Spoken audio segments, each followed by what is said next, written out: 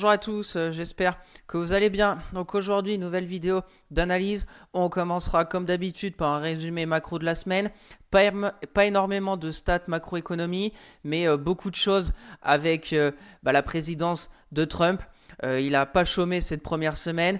Énormément de décrets signés. Donc on fera un petit bilan des choses que je trouve intéressantes à vous partager. On verra aussi les résultats d'entreprise qui arrivent à grands pas avec en premier lieu mardi LVMH. Je vous ai mis le petit calendrier des résultats en France. On verra tout ça ensemble. Après, on passera sur le CAC 40. Encore une très belle semaine.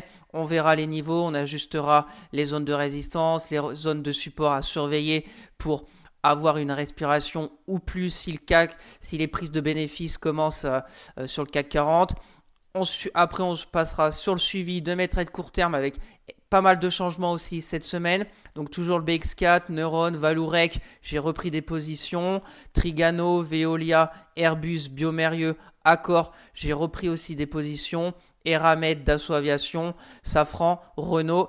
Et j'ai rentré Edenred cette semaine. Je vous donnerai un peu ma stratégie sur ce trade. Et on terminera comme d'habitude par quelques sociétés qui techniquement me semblent intéressantes à surveiller de près. SPI, je vous en parle depuis de longues semaines, elle ne bouge plus et donc intéressante à surveiller. OP Mobility, j'ai tenté de rentrer cette semaine mais je n'ai pas réussi. On verra aussi les niveaux et puis on verra Ipsen, Alten et Bureau Veritas.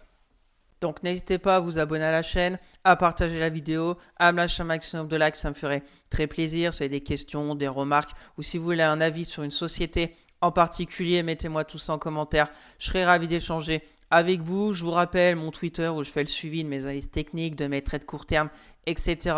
Le lien est dans la description. Pour suivre mon PEA court terme et long terme à dividende sur Morning, le lien est aussi dans la description. Bien sûr, je ne suis pas un conseiller financier. Mon avis dans cette vidéo ne représente pas un conseil d'investissement. Elle est juste réalisée à but pédagogique. Chaque investisseur doit avoir sa propre stratégie. Investir en bourse représente un risque. Vous êtes le seul responsable de vos achats et ventes d'actions. Allez, c'est parti pour le résumé macro de la semaine. Donc, ça a commencé lundi, bien évidemment, avec l'investiture de Donald Trump. Il n'a pas traîné pour signer énormément de décrets. Ce que je retiens sur ces décrets, c'est déjà qu'au niveau de la question de la hausse des tarifs douaniers, pour le moment, il a un peu tempéré, à part le Mexique et le Canada. Le Mexique, bien évidemment, c'est pour mettre la pression sur l'immigration. Voilà, l'Europe, la Chine, on parlait des taux extrêmement élevés au niveau des droits de douane. Pour le moment, il a calmé. Moi, je pense que de toute façon, il va être obligé de travailler avec la Chine parce que États-Unis, Chine, c'est entre guillemets les ennemis. Mais au final, il y a énormément de produits qui va et vient entre ces deux grosses nations. Donc, je pense que c'est pas une bonne chose qu'ils augmentent les tarifs douaniers extrêmement élevés au niveau pour la Chine, même pour l'Europe, parce que bien évidemment, même si pour Trump, c'est vraiment l'Amérique en premier. Tout est lié, donc les États-Unis sont obligés aussi d'exporter, d'importer. Donc si les États-Unis se referment avec le reste du monde, je pense pas que ça sera bon pour le pays. Donc je pense qu'il est en train de réfléchir. Après, peut-être sur des choses spécifiques, dans des domaines spécifiques, bien sûr. Mais je pense que c'est plutôt une bonne nouvelle, ces tarifs. Bien évidemment, c'est pas encore tout fait. On verra bien ce que ça va donner. Après, on a eu jeudi, je vous l'ai pas mis, mais c'est les inscriptions hebdomadaires au chômage, donc rien de neuf au niveau de l'emploi aux États-Unis, toujours assez robuste. Voilà, rien de particulier. Je vous dis déjà le rendez-vous important pour la semaine prochaine, ça sera le premier FOMC de la Fed. Donc, on va surtout suivre le discours de Jerome Powell, avec toutes les infos qu'il a, avec Donald Trump qui commence déjà à lui mettre la pression parce qu'il a dit qu'il voulait des baisses de taux. Bien évidemment, quel président voudrait des hausses de taux, mais pour Powell, sa mission, c'est bien évidemment l'inflation et l'emploi. Donc, À suivre de près la semaine prochaine, surtout le discours. Normalement, les taux ne vont bien évidemment pas bouger. Les prévisions, c'est plutôt deux baisses des taux au niveau des États-Unis et ça commencerait au mois de juin. Donc affaire à suivre et déjà à suivre le discours pour voir les mots qu'il va employer. Et on arrive à vendredi avec la journée un peu des PMI et plutôt des bonnes surprises. Plutôt des bonnes surprises. On voit qu'en France, on a bien augmenté au niveau des PMI manufacturiers, 45,3. Le mois dernier était à 41,9. Donc c'est plutôt de bon augure. Au niveau des services, on a un peu baissé, 48,9. Voilà, au niveau de l'Allemagne, c'est pareil. Ça augmente un peu. Et ce qui est intéressant, c'est les PMI composites de S&P Global au niveau de la zone euro qui passe enfin au-dessus de la barre des 50. Donc je vous rappelle, quand on est en dessous des 50 au niveau des PMI, c'est contraction de l'activité. Au-dessus de 50, c'est l'expansion. Donc on est vraiment à la limite 50,2, mais c'est quand même une bonne nouvelle dans la zone euro parce que on a eu aussi des infos concernant l'Allemagne, que les prévisions au niveau de l'économie allemande pour l'année 2025 sont revues à la baisse. Donc on va peut-être avoir 3 années de suite une récession en Allemagne, donc c'est quand même pas top.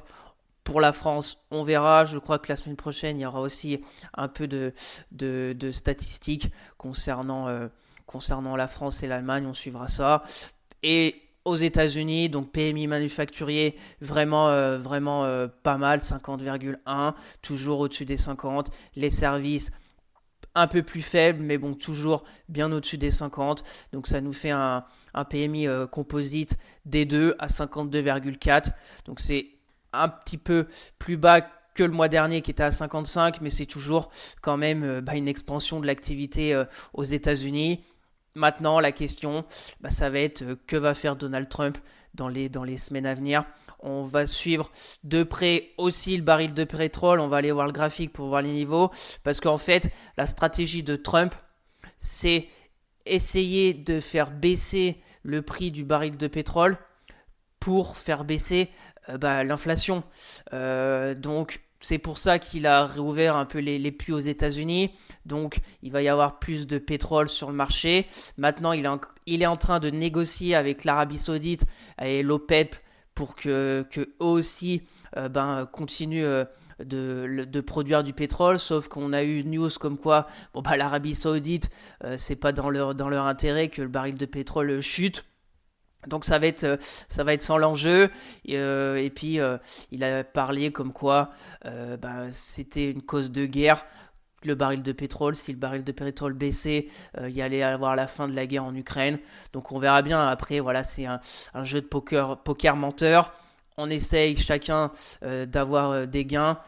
Pour Trump, son gain, c'est bien évidemment que l'inflation ne reparte pas violemment à la hausse parce qu'il a aussi signé des décrets pour des baisses d'impôts pour tout le monde. Donc bien évidemment, c'est inflationniste. S'il renvoie tous les immigrés qui travaillent aux États-Unis, bien évidemment, c'est inflationniste parce qu'il va y avoir de la concurrence sur le marché du travail, donc ça pourrait faire augmenter les salaires aux États-Unis.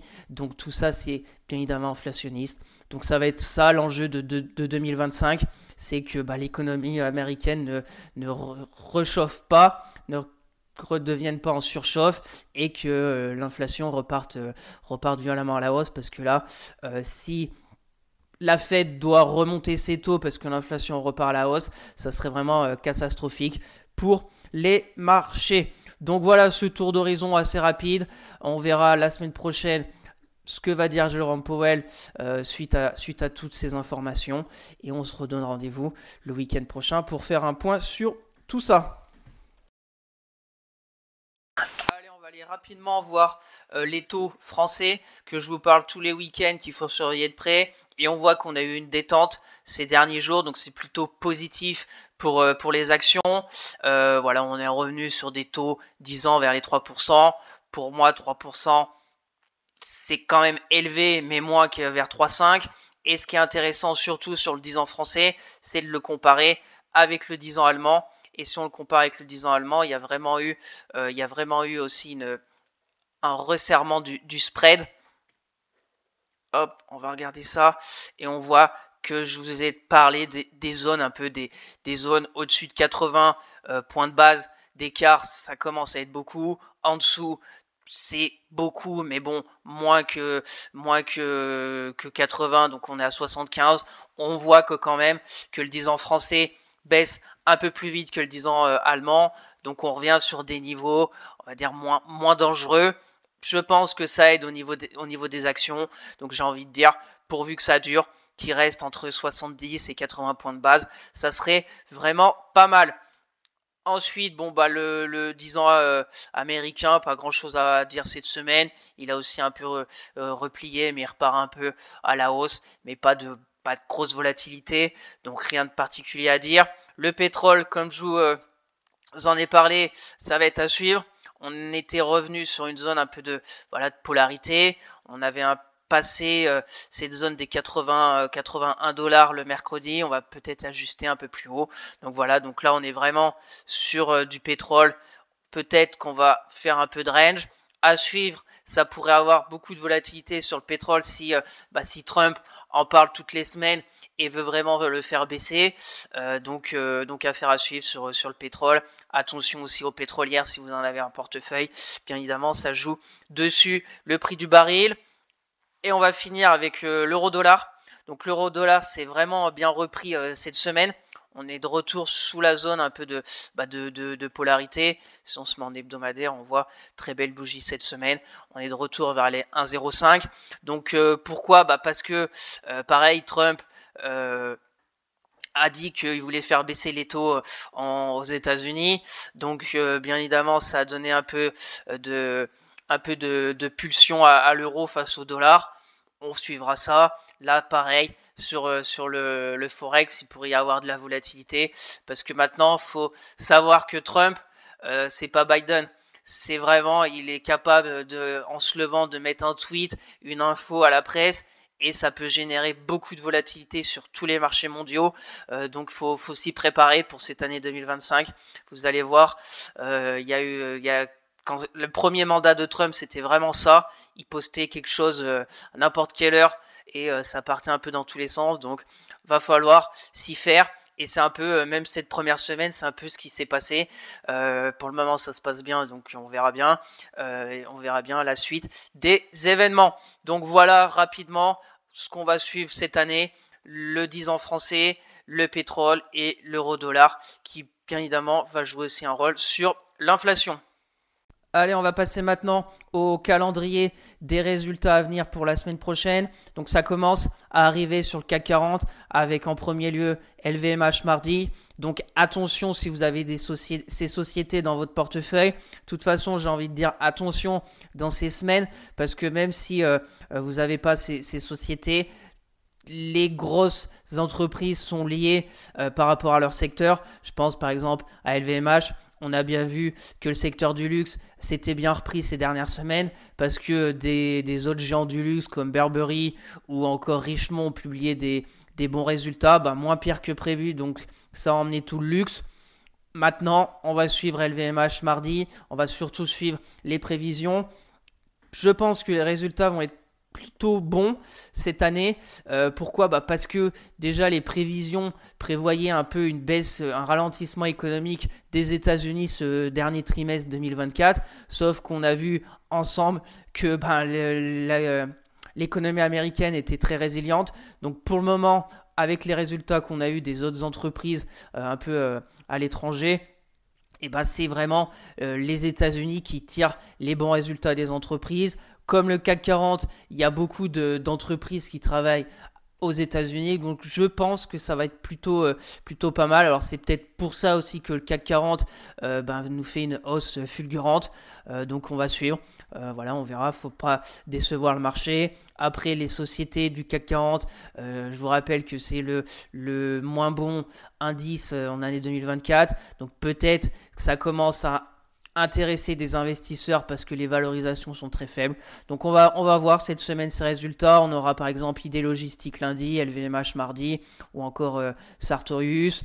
Mercredi, on aura Rémi Cointreau, donc à suivre. qui a été très très mal menée depuis des mois. Jeudi, on aura Sanofi, le secteur de la santé, Morel et Prom, secteur des pétrolières. Donc on va voir aussi les discours, les prévisions. Donc ça va être une semaine très agitée entre les résultats des entreprises françaises et le discours de Jerome Powell.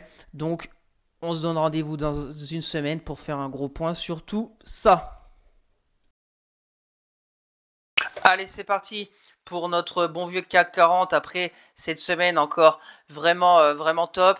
Une progression de presque plus 3% après la semaine précédente de presque plus 4. On doit être sur une hausse de 11% depuis les plus bas de début décembre. Donc, j'ai pas changé mon graphique.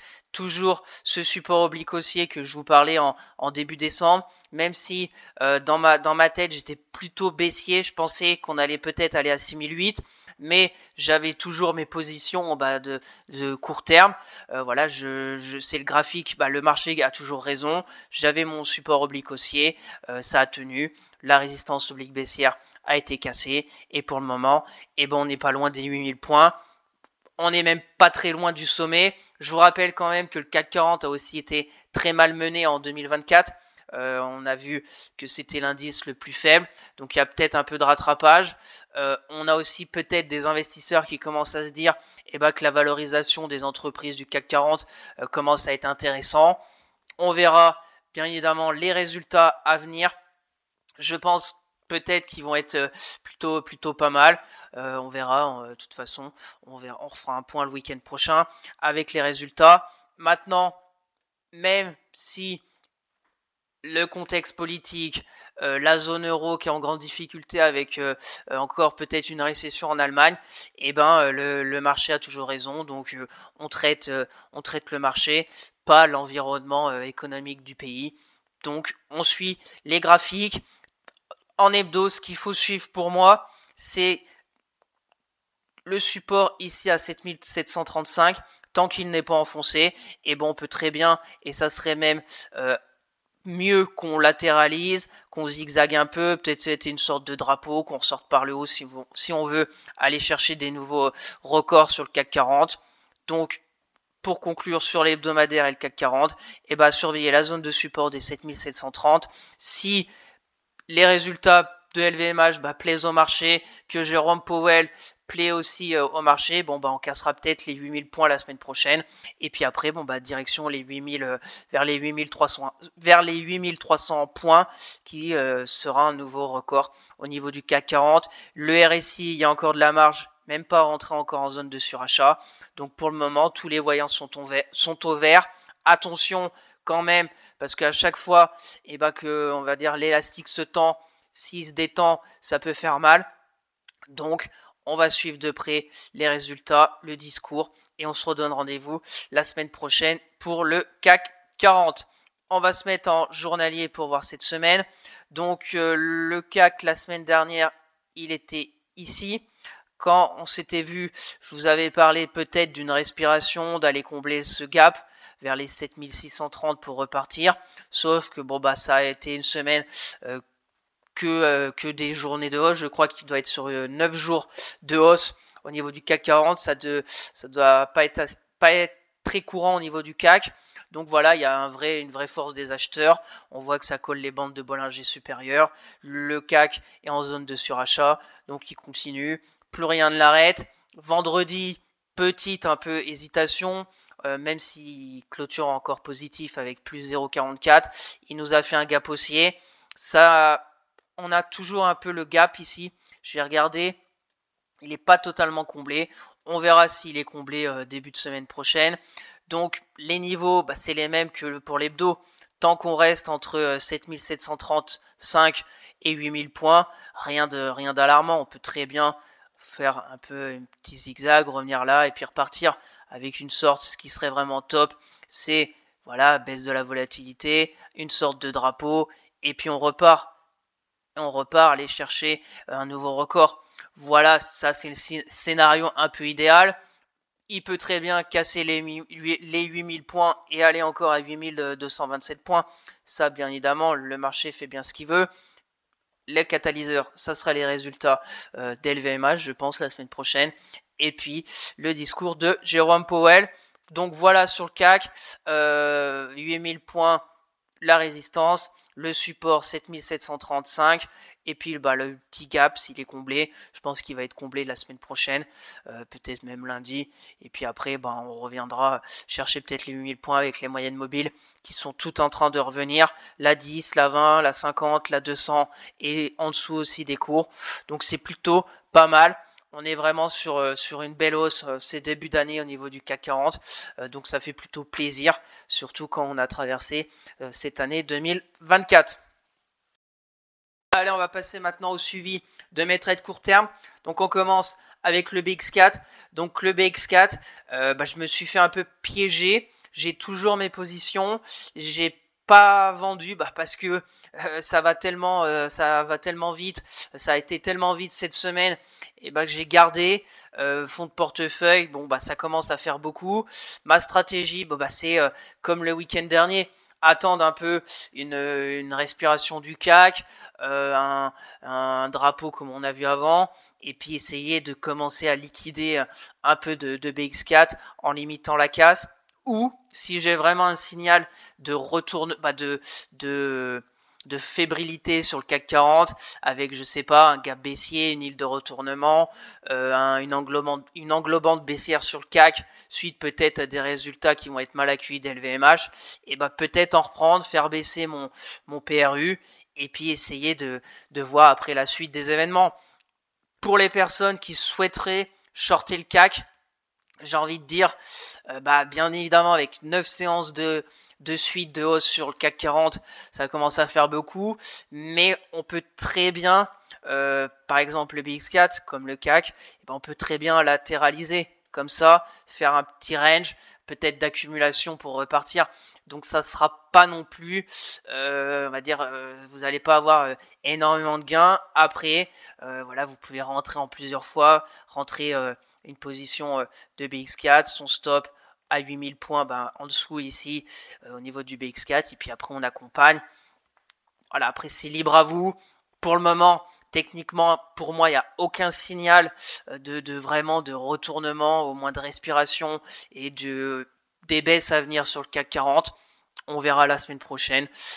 Pour moi, étant déjà dans le train du BX4, je vois mes moins-values latentes augmenter.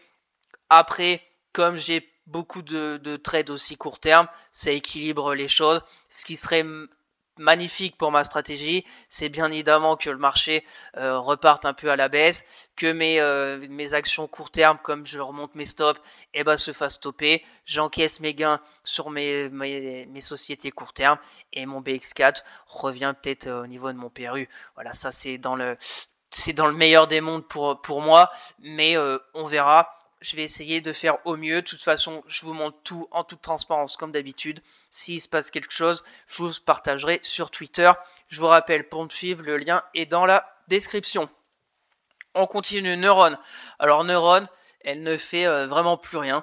Elle ne fait vraiment plus rien. On a vu le CAC en 2 semaines. Il a fait presque 6%. Et là, Neuron, elle bouge plus. Elle est posée sur son support. Ses résultats, c'est le 12 février. Mon stop est à 42,90. Mon PRU à 45. Voilà, je ne touche à rien. Je ne fais rien. Aucun signal ni de baisse ni de hausse. Vraiment flat. Le RSI, rien. Ça fait un mois qu'il est à 50. Donc, plus rien ne se passe sur Neuron. Pour les personnes intéressées, bien évidemment, on est près du support. Mais il faudrait vraiment un beau signal haussier, peut-être une englobante par exemple, avec une bougie qui vient à 44. Et voilà, là un stop ici à 2-3%. Et puis après on va chercher là-haut. Et puis on retourne en haut. Mais les résultats, début février, affaire à suivre. On continue. Valorec. Alors Valorec, j'ai repris position vendredi. On était revenu... Attendez, je vais enlever un peu ça pour voir mieux. Hop, ce que je vais faire, j'ai enlevé. Donc j'ai repris position vendredi sur le pullback de la zone de polarité. J'ai dû prendre vers 18,30. Donc ça m'a fait remonter mon PRU à 16,60. Voilà, je vous rappelle que c'est quand même une 3e position.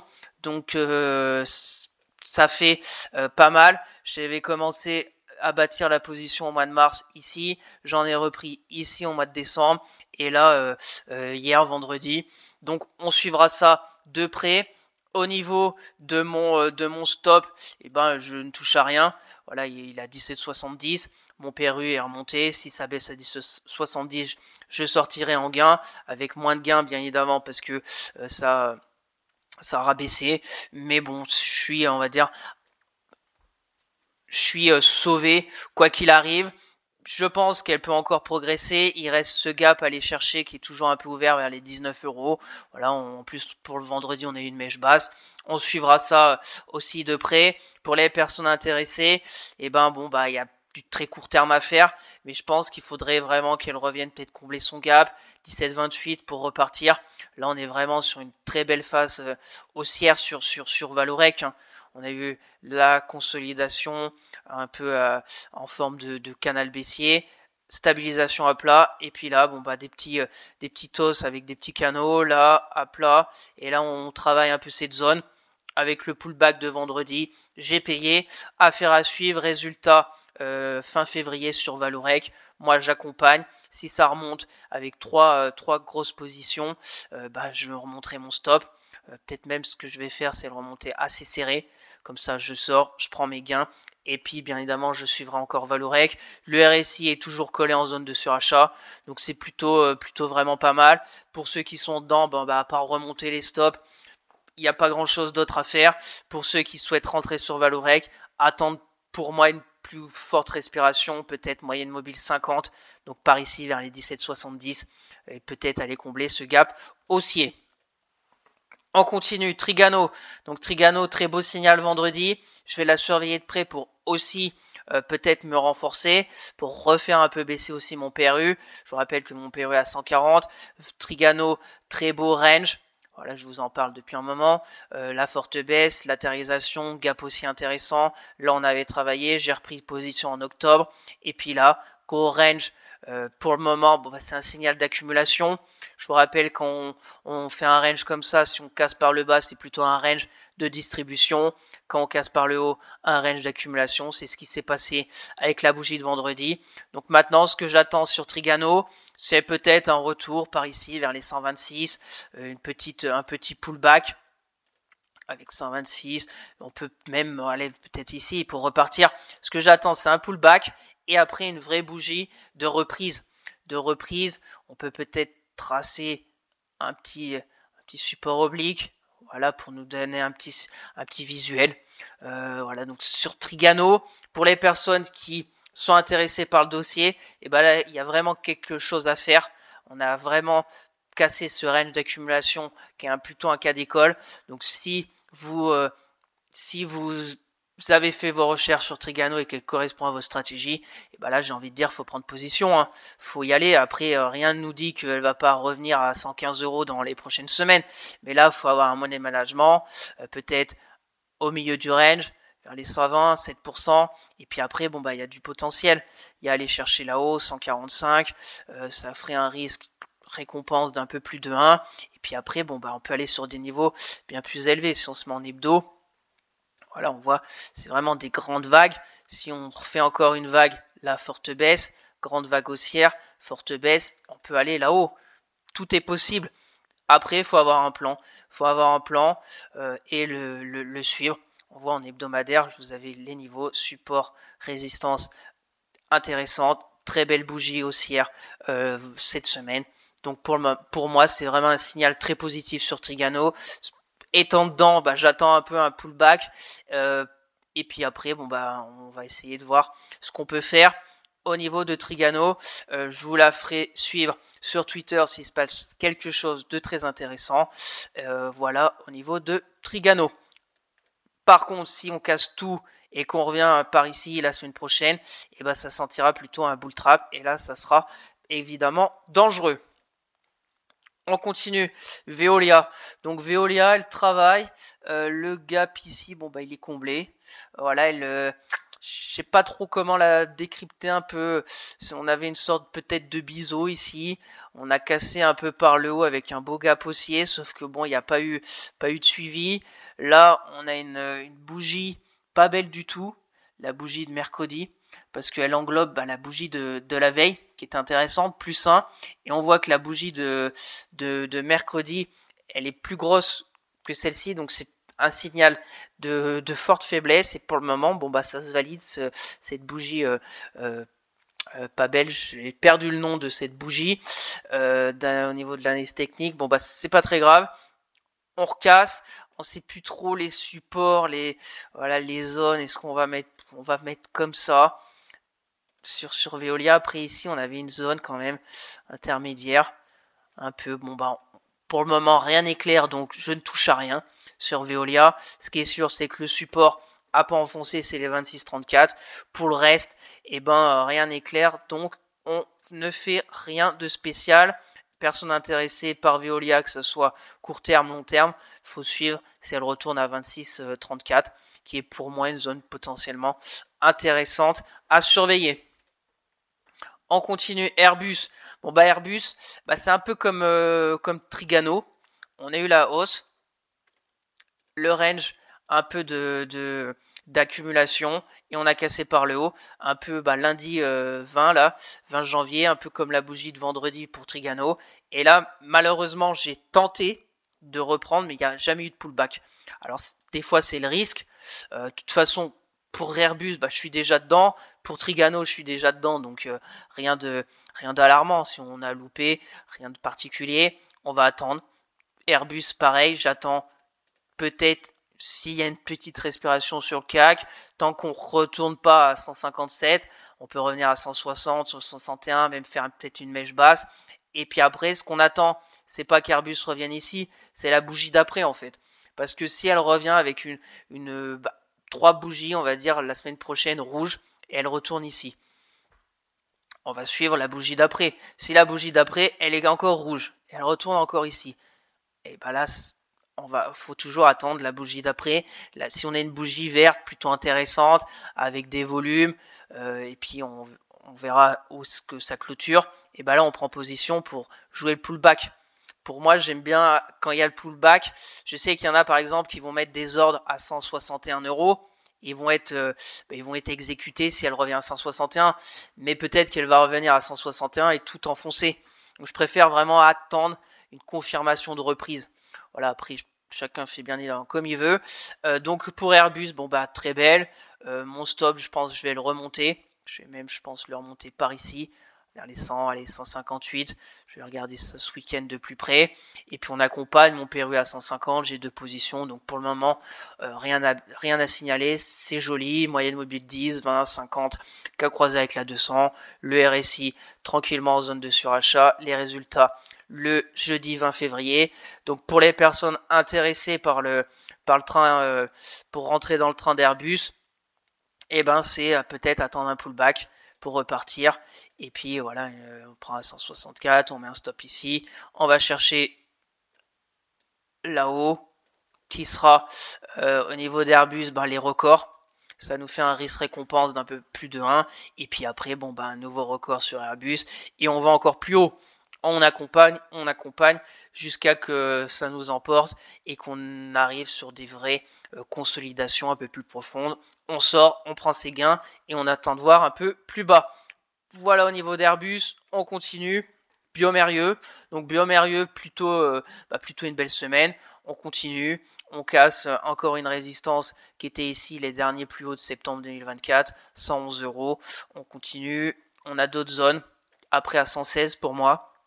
Donc là, au niveau de Biomérieux, j'ai mes deux positions, mon PRU à 98, mon stop est ici. Je pense que je vais accompagner, je vais sûrement remonter mon stop par exemple ici. 110 €, la belle bougie de mardi intéressante, ça s'est stabilisé, on peut avoir peut-être encore une petite baisse, et puis pour repartir, on suivra s'il y a possibilité d'en reprendre, d'accumuler encore du Biomérieux. Mon PRU est tranquille, les résultats sont encore assez loin, donc on verra. Comme on a vu, attention, il y a Sanofi qui publie, donc c'est le secteur de la santé, donc comme je vous ai dit, attention avec les grosses entreprises qui peuvent avoir un impact sur les autres entreprises du même secteur. Donc, on va remonter son stop au cas où. Et puis, on va suivre ça de près. Pour les personnes intéressées, et ben faut attendre. Je pense qu'il faut attendre. Peut-être plus profonde. Je sais pas, peut-être par ici pour repartir. On verra pour le moment. Premier signal, on va dire, d'alerte sur bioMérieux, ça serait une clôture journalière en dessous de la moyenne mobile 10 parce que depuis cette belle bougie où j'avais repris position le 6 janvier, et ben on est toujours au-dessus. Donc il y a une vraie force des acheteurs. Alors peut-être, moi ce que je vais suivre, c'est par exemple la moyenne mobile 10 et puis on repart. Là peut-être en reprendre. Pour les personnes intéressées, c'est pareil. On reprend, stop assez serré et puis on accompagne 116. On continue, la tendance est haussière, on se laisse porter et puis on essaye de grappiller quand le vent est dans le dos. Pour le moment, le vent est dans le dos. C'est comme ça. Il y a peut-être des choses qu'on dit, c'est vraiment exagéré, c'est l'euphorie, mais tant que c'est l'euphorie, tout le monde paye, tout le monde est content, tout le monde est en gain. Quand ça va se retourner, il faudra faire attention. Pour le moment, c'est pas le cas. On continue. Accor. Donc Accor, j'ai renforcé ce vendredi. Pourquoi aussi enlever ça, déplacer là. Donc j'ai renforcé vendredi parce que on avait, bon c'est vraiment très très léger, mais jeudi on a fait une bougie de moins 1%, mèche basse, on est revenu un peu vers la moyenne mobile 10. Vendredi, début de séance, c'était plutôt intéressant. Je pensais qu'on allait clôturer encore sur des plus hauts. On a fait une petite mèche haute, rien non plus d'alarmant. Accor, c'est pareil, j'essaye de me laisser porter par cette belle tendance haussière.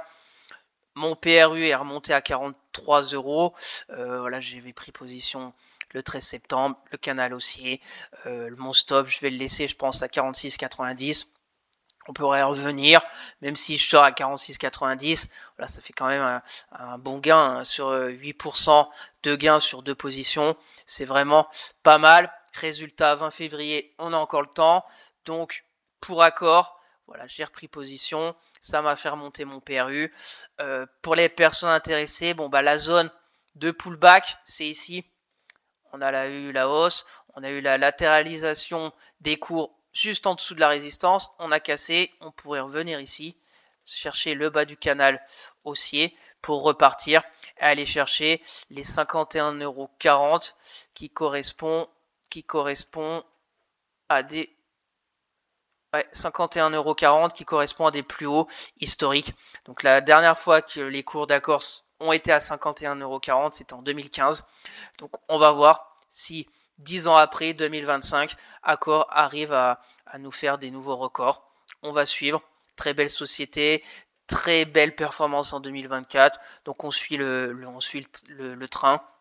Au niveau d'Accor, j'ai repris position. Je vous partagerai sur Twitter. Et pour les personnes intéressées, je pense peut-être un peu, ou sinon vraiment cassé par le haut. Et puis on y va direct. Tout est possible. Donc après, il faut avoir un plan, savoir quand rentrer ou invalider son trade. Et puis on y va. On y va, monnaie management, combien mettre, etc. Donc pour le moment, Accor, ça se passe plutôt très bien. On continue avec Eramet. Alors, Eramet, j'ai deux zones. J'ai une zone ici un peu de résistance et on voit la bougie de vendredi. Et vraiment, je ne vais pas dire pas belle, mais la mèche haute, ça fait quand même une sacrée mèche haute. Donc pour moi, c'est entre 57,15, 59,30, un peu la zone de résistance. Pour le moment, on voit qu'elle joue son rôle de résistance. On a le support oblique haussier où jeudi on est revenu dessus. Donc on va suivre. Après, vous savez ma stratégie sur Eramet. J'ai pas de stop. Parce que c'est vraiment une société un peu spéciale, c'est une minière, c'est très très cyclique. Chaque fois je vous montre en hebdo, voilà, c'est très cyclique, ça fait des grands swings, des grandes montées, ça c'est lié au cours des matières premières qu'elle produit, le manganèse et le nickel. Donc voilà, je pense qu'il y a des choses à faire en 2025 sur ce secteur. J'ai pris position, mon PRU à 62, j'ai deux positions, je laisse faire. Je laisse faire. Bien évidemment, elle peut vraiment chuter, mais je pense que peut-être que la Chine peut aider ce secteur. on verra la suite. Techniquement, on est sur le support oblique, on est en zone un peu de résistance. Elle a déjà très bien progressé depuis 2020, depuis décembre, hein. On est sur quand même 14% de hausse. On n'est plus très loin de mon, pour le moment, je suis en moins-value latente de encore 10%. Voilà, je me renforce pas, j'attends de voir la suite des événements. Pour les personnes intéressées, bon bah on est sous une résistance. Si la bougie de vendredi elle avait clôturé par exemple ici au plus haut, là ça aurait été plutôt pas mal pour essayer d'aller chercher ce gap et aller le combler. Là malheureusement avec cette grande mèche haute, je sais pas trop, il va falloir suivre de près la semaine prochaine, voir si ça repart, si ça casse le support oblique, si ça repart à la baisse ou pas. Le RSI c'est plutôt pas mal, on vient de refaire un pullback sur le 50, on peut repartir à la hausse. On va suivre de près, on se redonne rendez-vous le week-end prochain pour refaire un point sur Eramet. Donc pour conclure, les personnes intéressées, je pense, attendez un peu, sauf si c'est un peu comme moi, que vous aimez ce secteur pour 2025, et ben money management, et puis vous prenez des positions, et puis on verra bien ce qui se passe cette année. Résultat le 19 février, donc affaire à suivre. On continue avec Dassault Aviation. Donc Dassault Aviation, plutôt une bonne semaine. On est revenu à 210, qui est une grosse résistance. On voit 210,60 € et bon bah c'était le cas. Jeudi ça a commencé à taper sur la résistance. Vendredi un peu de prise de bénéfice, moins 0,67. Voilà, c'est pareil, j'accompagne. J'avais mis mon stop à 202 sous la zone ici. On était reparti. Donc je vais le laisser, je pense, à 202 pour voir ce qui va se passer un peu dans ce secteur avec Dassault Aviation. Est-ce que je vais en reprendre? Bon bah je ne sais pas. Je vais attendre de voir la construction. Après la construction est plutôt pas mal parce qu'on a la hausse, le pullback sur la moyenne mobile 10. Là on pourrait peut-être revenir un peu par là. Et si on casse vraiment les 210,60 €, qui est aussi des records absolus sur Dassault Aviation, bah pourquoi pas en reprendre? Donc pour les personnes intéressées, il y a deux scénarios. Soit sur Dassault Aviation, on fait une sorte de latéralisation, qu'on revient par ici, et là il y aurait une possibilité bon, bah, de prendre position là. Un stop, pour moi la bougie, bah, c'est ici, c'est cette bougie vraiment, grosse bougie qui clôture au plus haut, vraiment un signal, on casse la résistance. Donc c'est vraiment cette bougie qui est intéressante du 8 janvier, donc faut pas qu'on aille en dessous. C'est au niveau de mon PRU, j'avais pris position le 19 novembre. Donc c'est voilà, c'est par ici qu'il faudrait mettre son stop, un peu plus bas peut-être, voilà. Et puis après, bon bah on vise là-haut, ça nous fait un risque récompense de pas, même pas un, mais si on arrive à avoir un range bah, d'accumulation et casser les 210,60 € et d'aller sur des nouveaux records, et ben voilà, on a un très bon PRU, le bas du range, on peut renforcer là, on remonte son PRU, son stop, et c'est dans le meilleur des scénarios. Et ce qui va se passer sur Dassault Aviation, ça on n'en sait rien, mais on va suivre de très près la semaine prochaine.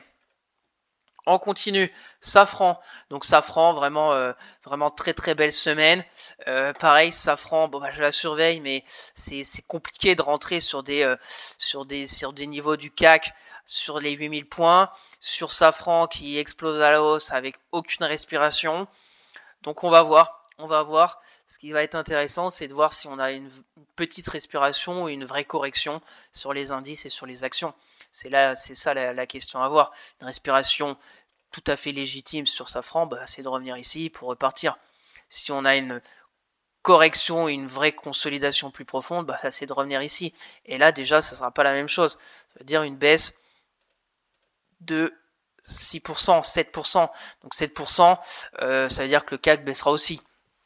Les résultats de Safran, 14 février, mon PRU 210, ma stratégie, bon bah c'était de suivre la moyenne mobile 200. Pour le moment, ça s'est très bien passé. J'ai remonté mon stop à 219. Ce que je vais faire, je pense, c'est le remonter encore. Peut-être par ici, 225. Et ce que je vais attendre sur Safran, bon bah c'est comme les autres. Attendre si on a une sorte de pullback là, avec une bougie après bah, verte un peu de cet acabit là. Et ben on prend, et puis après on va sur des nouveaux records. on prend position par exemple ici, un stop assez court ou après bon bah c'est libre à vous.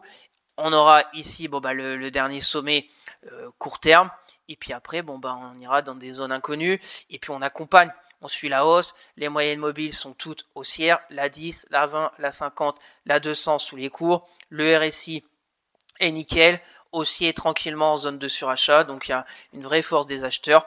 Donc si vous êtes dedans, vous accompagnez comme moi. Si vous voulez le dossier qui est bien évidemment fondamentalement très très beau, techniquement presque parfait, donc voilà, Safran c'est à suivre de très près. On attend un pullback et on repart. Et on met un stop, money management, etc. comme d'habitude. Affaire à suivre, s'il se passe quelque chose, je vous partagerai sur Twitter. On continue, Renault. Alors Renault, plutôt pas mal cette semaine le secteur auto. Donc Renault, on avait cassé la résistance, j'avais pris position, mon stop je l'ai remonté à 46,15. Je pense que je vais le laisser là. Maintenant on bute sur la prochaine résistance qui est à 50,32. On voit très bien ici le range un peu qu'on avait eu, on avait cassé par le bas. Là voilà, là c'est un peu un range de distribution et on a cassé par le bas. Là on est remonté. Donc là maintenant on va suivre ces deux bornes. Ce qu'il faut suivre sur Renault, c'est la résistance à 50,32, le support à 47 euros. Tant qu'on est dedans, bon bah c'est une bataille entre acheteurs-vendeurs. Si on casse les 50,32, et ben les acheteurs auront repris la main et là on pourra aller à 54. Donc là c'est pareil, il y a deux scénarios. On casse là-haut, un stop peut-être comme ça, et puis on va chercher là-haut. Moi, c'est ce que je vais suivre. Si on casse là-haut, bah, peut-être reprendre position. Je remonterai un peu, mon PRU sera par ici. Je remonterai mon stop tranquillement. Et on suivra la belle hausse de Renault quand même, qui est techniquement plutôt bien géré. Techniquement, c'est plutôt propre. C'est pas une énorme hausse. Il y a des respirations latérales, ça repart. Voilà. C'est plutôt intéressant Renault, donc je suis dedans, j'accompagne, résistance 50,32 €, support 47, mais évidemment il peut y avoir un retour là pour repartir, et là c'est un peu comme le reste, on paye sur le support, on met un stop, on aura la résistance là-haut, donc déjà le risque récompense 1,50, 1,5, et puis après on continue. Voilà au niveau de Renault. On suivra ça la semaine prochaine et on verra si elle aura cassé sa résistance ou son support. Et on va finir avec Edenred. Donc Edenred, nouvelle position rentrée vendredi. Donc Edenred, je vous en parle depuis un moment parce que techniquement, je la trouve très intéressante. On va commencer avec l'hebdomadaire. J'aime bien regarder de toute façon quand je rentre en position, voilà, l'hebdomadaire, même des fois je regarde le mensuel, mais l'hebdomadaire au niveau d'Edenred, donc je vous en parle souvent parce que je vous la fais aussi chaque mois. En hebdomadaire, on a la résistance oblique baissière, on a cassé, on est sur une sorte de... Ce que j'aime bien en hebdo, rapidement, c'est la clôture au-dessus des dernières semaines. On voit là la clôture, et on casse on est à la ligne, à la marge au niveau de la moyenne mobile 20 hebdo. Après ça faisait un moment qu'on était en dessous depuis la semaine de février 2024, donc c'est plutôt un signal positif. Bien évidemment c'est pas scientifique, et on a la moyenne mobile 10 qui devient maintenant en support dynamique. En hebdomadaire on voit qu'elle est maintenant haussière. Donc ce qui serait vraiment top, c'est un croisement M10 M20 là, au niveau de l'hebdo. Bon, ça veut dire que Edenred aura poursuivi sa hausse. Ce qu'on va voir maintenant, c'est en journalier. Donc en journalier, on voit le support oblique haussier, on voit qu'elle a très bien travaillé avec on retourne sur le support, on reste collé à la résistance, et plus ça va, moins il y a de baisse. Là on était à plat et là on a cassé par le haut. Alors la bougie de vendredi, elle est un peu piégeuse quand même. Bon j'ai pris, c'est comme ça, mon PRU doit être vers les 32,40 €. On est rentré dans le gap, sauf qu'on a quand même une mèche haute. D'habitude, quand on sort comme ça, il y a vraiment une force normalement. Donc on verra. Est-ce que c'était un peu un pétard mouillé, j'ai envie de dire, et qu'on va revenir tant qu'on revient ici, bon bah pas d'inquiétude, on peut-être un faux départ à l'allumage et puis on va repartir. On verra. Mon stop est à 30,90. Voilà, mon trade est assez simple, hein. Mon PRU là, mon stop est à peu près à 5%. Premier objectif, aller combler ce gap. Et puis après, on peut aller là-haut, les derniers plus hauts dans la baisse. Et puis après, bon, bah, il y a énormément de potentiel si ça veut revenir quand on voit la forte baisse de 2024. Et bon, on peut aller à 38, chercher. Et puis on accompagnera. Donc j'ai lancé ce trade. On va suivre de près. Je vais vous le partager sur Twitter. Les résultats, c'est 18 février. On a encore un peu le temps de voir si ça invalide. Peut-être que la semaine prochaine, ça va vraiment invalider. Je prendrai ma perte. Et puis, on verra ailleurs. Mais voilà, techniquement, je vous en parle toutes les semaines. Je la regarde tous les jours. Voilà, faut le faire. Quand on a pour soi tous les indicateurs qui sont favorables, ben, faut y aller. Faut y aller. Des fois ça marche, des fois ça marche pas. C'est comme ça. On voit aussi que les moyennes mobiles 10, 20, 50 sont en support sous les cours. Donc j'ai pris. On verra la suite et on en reparlera de toute façon le week-end prochain, quoi qu'il arrive. Donc voilà ce tour complet de mes trades court terme. Alors bien évidemment, à part le BX4 qui souffre énormément en ce moment, et ben le reste progresse plutôt pas mal, même très bien. On va voir comment ça va se terminer tous ces trades. Là, je suis plutôt dans l'accompagnement et sortir quand on aura une plus grosse respiration sur ces sociétés.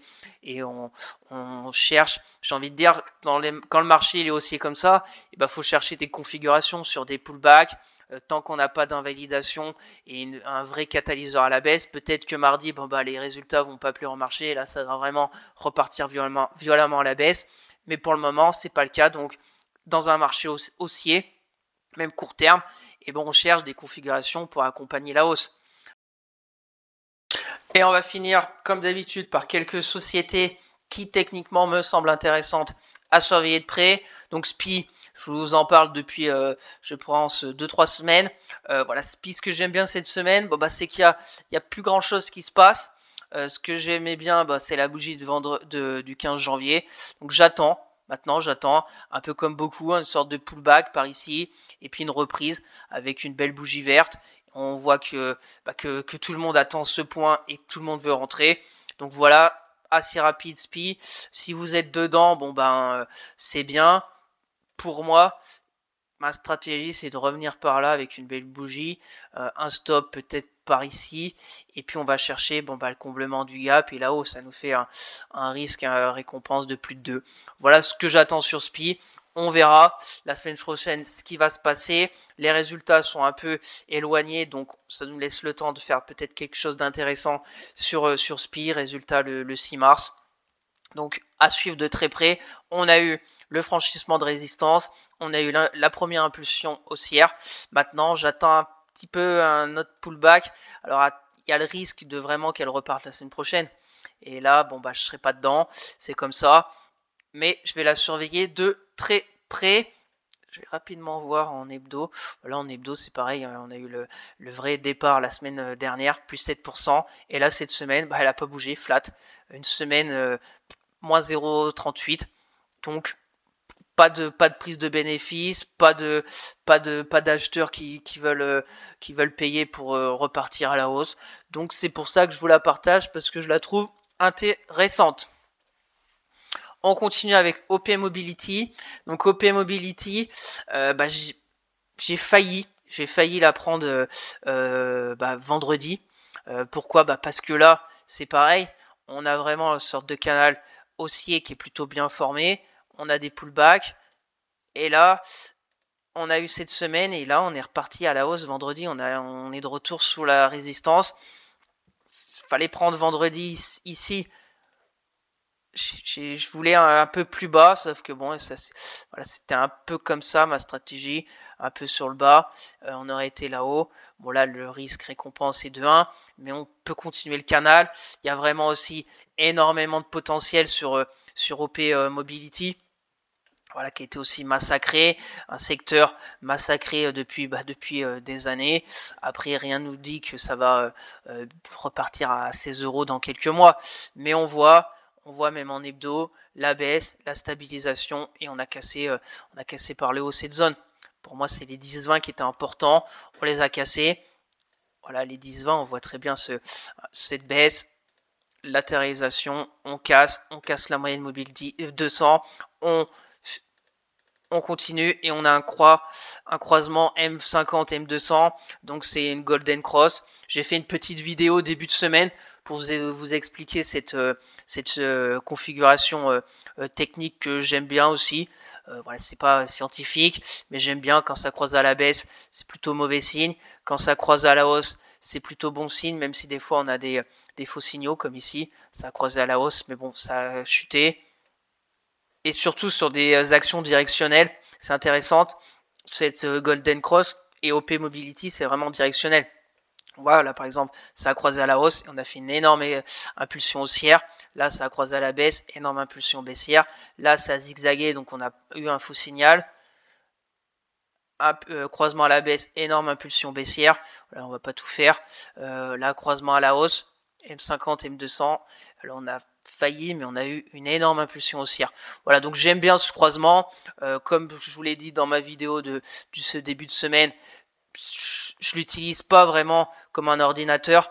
C'est pas un croisement, je prends position et je monte. Je la mets comme un indicateur intéressant pour avoir une vraie conviction sur la société. Donc OP Mobility, comme chose intéressante, et ben c'est ce petit canal haussier, c'est le franchissement de la résistance de ce range d'accumulation, c'est la Golden Cross avec le croisement M50 M200, c'est le RSI qui est plutôt fort, donc plutôt des bonnes choses.